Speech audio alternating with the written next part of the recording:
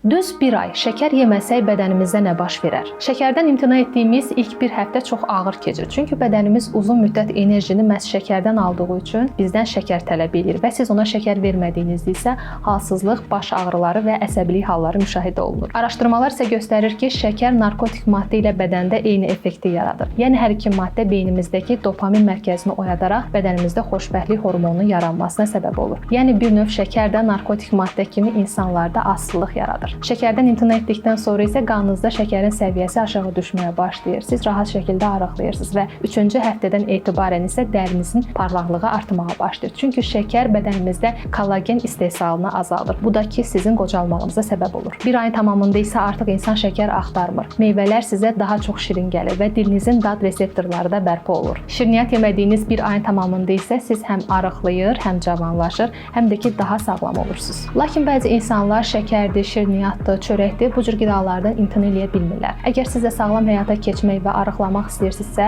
bu zaman alfa-xoron tabletlərindən istifadə edə bilərsiniz.